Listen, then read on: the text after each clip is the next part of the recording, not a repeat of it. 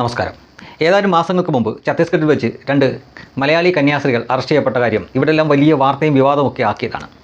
പ്രായപൂർത്തിയാവാത്ത ഒരു ആദിവാസി പെൺകുട്ടി അവരുടെ കൂടെ ഉണ്ടായിരുന്നവർ എങ്ങോട്ടോ കൊണ്ടുപോവുകയായിരുന്നു. അതിനെ തുടർന്നാണ് നാട്ടുകാർ ചോദ്യം ചെയ്തു. പിന്നീട് പോലീസായി, കേസായി, അറസ്റ്റായി.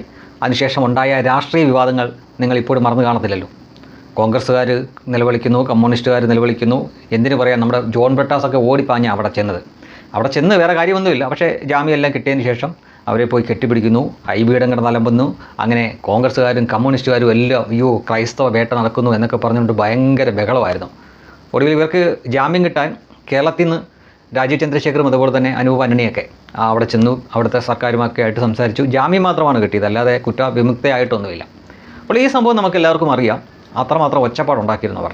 എന്നാൽ ഇപ്പോൾ നോക്കൂ, ഉത്തർപ്രദേശിൽ അവിടെ ഒരു മലയാളി പാസ്റ്റർ, ജോസ് തോമസ് എന്നാണ് ആളുടെ പേര്, തിരുവനന്തപുരം സ്വദേശിയാണ്. അയാൾ അവിടെ അറസ്റ്റ് ചെയ്യപ്പെട്ടിട്ട് 48 മണിക്കൂർ കഴിഞ്ഞിരിക്കുന്നു. 2 ദിവസം കഴിഞ്ഞിരിക്കുന്നു. അന്ന് ഛത്തീസ്ഗഡിൽ പോയി അലമ്പുണ്ടാക്കിയ ഒരൊറ്റ എണ്ണത്തിനെ കാണാനില്ല. ഒരാൾക്കും അവിടെ പോവുകയും വേണ്ട. ഇവിടെ ഇപ്പോൾ ഇയാൾ അറസ്റ്റ് ചെയ്യാനുള്ള കാരണം സമാന കാരണം തന്നെയായിരുന്നു. അവിടെ ഒരു ആദിവാസി പെൺകുട്ടി, പ്രായപൂർത്തിയാവാത്ത ഒരു ആദിവാസി പെൺകുട്ടി കൂടെ ഉണ്ടായിരുന്നു. എങ്കിലും പല വകുപ്പുകൾ ചേർത്ത കൂട്ടത്തിൽ മത പരിവർത്തന നിരോധന നിയമം കൂടി ചേർത്തിട്ടുണ്ടായിരുന്നു. സമാനമായ കാര്യം തന്നെയാണ് ഇവിടെ ഈ പാസ്റ്റർക്ക് നേരെ ചാർത്തിയിരിക്കുന്നത്. അയാളെ തെളിവോടുകൂടിയാണ് പിടിക്കുകയും ചെയ്തിരിക്കുന്നത്. പക്ഷേ ഇങ്ങനൊരു വാർത്ത ഇവിടുത്തെ മതൂതി ചാനലുകളിലൊക്കെ അവർ 5-6 തവണ ഇങ്ങനെ പറഞ്ഞിട്ടും ഒരനക്കവും ഉണ്ടായിട്ടില്ല. കന്യാസ്ത്രീകളുടെ കേസിൽ ഇവിടുന്ന് സകല രാഷ്ട്രീയ പാർട്ടിക്കാർ ഓടി അവിടെ ചെന്ന് അവർക്ക് ജാമ്യത്തിന് വേണ്ടി കിടന്നുകൊണ്ട് ബഹളം കൂട്ടുകയും അതിനുവേണ്ടി പ്രവർത്തിക്കുകയൊക്കെ ചെയ്ത തരത്തിലുള്ളതിൻ്റെ 1000-1 ബഹളമോ അനക്കമോ ഒന്നും നമുക്കിവിടെ കാണാനില്ല. അങ്ങനെ എന്തുകൊണ്ടാണ് എന്ന് ആലോചിച്ചപ്പോഴാണ്, ഒന്ന് ഛത്തീസ്ഗഡാണ്. അവിടുത്തെ മുഖ്യമന്ത്രി ആരാണ് എന്ന് സംഖ്യകൾക്ക് പോലും അറിയില്ല. അവിടെ BJP ആണ് ഭരിക്കുന്നത്. പക്ഷേ സംഖ്യകൾക്ക് പോലും അറിയില്ല. അവർക്ക് ഗൂഗിൾ നോക്കിയാലേ ഒരുപക്ഷേ മനസ്സിലാവത്തുള്ളൂ. കാരണം അദ്ദേഹം അങ്ങനെ വാർത്തയിലൊന്നും വരുന്ന വ്യക്തിയൊന്നുമല്ല. പക്ഷേ അതുപോലല്ല ഉത്തർപ്രദേശ്. അവിടെ യോഗി ആദിത്യനാഥാണ് ഭരിക്കുന്നത്.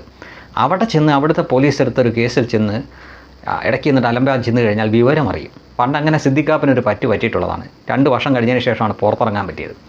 അവിടെ ഒരു കൊലപാതകം നടന്നു.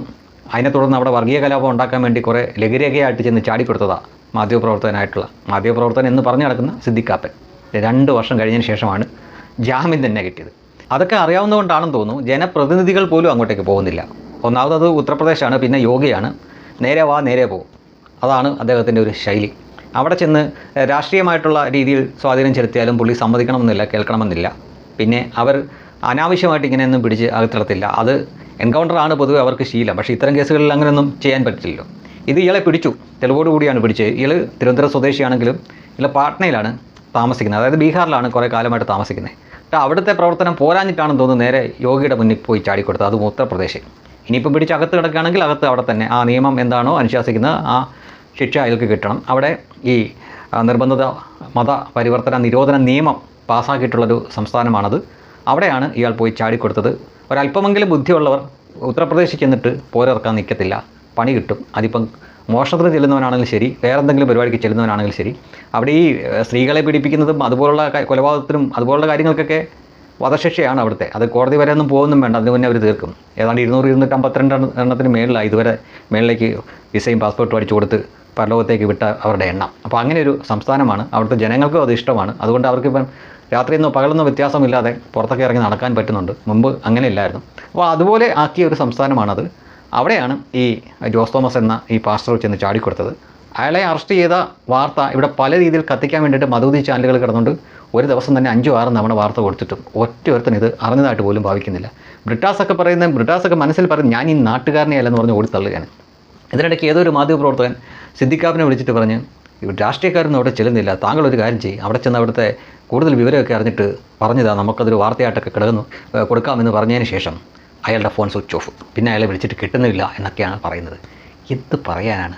UPയിൽ ഒരു മലയാളി പാസ്റ്റർ അറസ്റ്റിലായിട്ട് 2 ദിവസം കഴിഞ്ഞിട്ട് അയാൾക്ക് വേണ്ടി സംസാരിക്കാൻ പോലും ഇവിടെ ആരും ഇല്ല എന്ന് പറയുമ്പോൾ എങ്ങോട്ടാണ് ഈ ലോകത്തിൻ്റെ പോക്ക്?